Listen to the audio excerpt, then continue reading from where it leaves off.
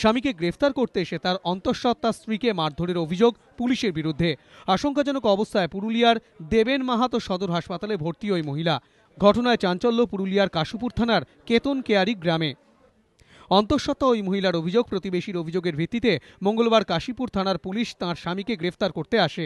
মহিলা বাধা দিতে গেলে পুলিশ তাকে মারধর করে বলে অভিযোগ। স্বামীকে পাই নাই, নিয়ে আমার স্বামীকে তুলিলি চলে গেছে, ছোটবাবু মদ খাইয়া আছে, নিয়ে আমাকে গহাড়ে ফেলে দিল, নিয়ে বলছে ছাড়ো ছাড়ো, নিয়ে 2-3 লাঠি মারি দিল, এইগুলা তলপেটে গহাড়ি দিল, খুব জোরসে গহাড়ি দিয়েছে।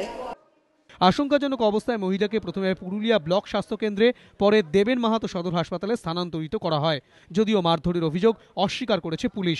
রঘুনাথপুরের এসডিপিও কুন্তল বন্দ্যোপাধ্যায় জানান, ঘটনার তদন্ত হবে। এদিকে ইতিমধ্যেই মহিলার স্বামীকে গ্রেফতার করেছে পুলিশ।